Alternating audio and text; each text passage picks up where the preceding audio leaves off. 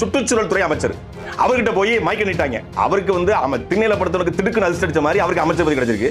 என்ன துறைன்னு தெரியல. சுற்றுச்சூழல் துறைக்கு தமிழக முதலமைச்சர் விஜய் அவர்கள், தளபதி அவர்கள் வந்து என்னை சுற்றுலாத்துறை அமைச்சராக நியமித்திருக்கிறார். அதுக்கு ரொம்ப நன்றிங்கிறாப்ல. சுற்றுலாத்துறைக்கும் சுற்றுச்சூழல் துறைக்கும் வித்தியாசம் இல்லை. பாரதியாரா பாரதிதாசனா அப்படி வரல. அது மாதிரி பாவம் அவருக்கே கன்ஃபியூஸ் ஆயிடுச்சு. அப்படிங்கிற மாதிரி சுற்றுச்சூழல் துறை அமைச்சர் தன்னை சுற்றுலாத்துறை அமைச்சர் நினைச்சிட்டு இருக்காப்ல. அப்புறம் சொல்லி சாரி சுற்றுலாத்துறை அப்படிங்கிறாப்ல. சுற்றுச்சூழல் சூழ்நிலை தெரியும், சுற்றுலாத்துறை தான் இருக்கும். சுற்றுச்சூழல்னா என்ன, சுற்றுலானா என்ன, அமைச்சர் விளக்கம் கொடுக்கணும். சுற்றுச்சூழல் துறைக்கும் சுற்றுலாத்துறைக்கும் என்ன வித்தியாசம்? முதலமைச்சர் இனமான தலைவர் ஜோசப் விஜய் அவர்கள் எனக்கு வந்து ஒரு அமைச்சரவையில் ஒரு வாய்ப்பு கொடுத்துருக்காங்க. சுற்றுலாத்துறை அமைச்சரா அதுக்கு நான் வந்து ரொம்ப கடமைப்பட்டிருக்கேன்.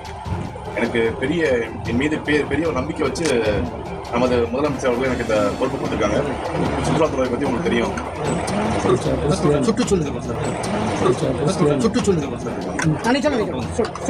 ஐயோ பாவம், அவரே கன்ஃபியூஸ் ஆயிட்டார். இதுமே சுற்றுச்சூழல் பிள்ளை குழம்பிடுச்சு.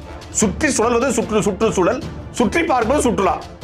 சுற்று நல்லா மாட்டிருக்கோம், வசமா மாட்டிருக்கோம். இது வந்து சாதாரண லாக்ல மாட்டல, திண்டுக்கல் லாக்ல வச்சு மாட்டிருக்கீங்க.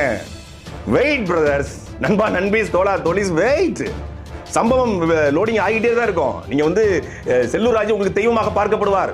திண்டுக்கல் சீனிவாசன் சாமி கோயில் வைத்து கும்பிடப்படுவார்.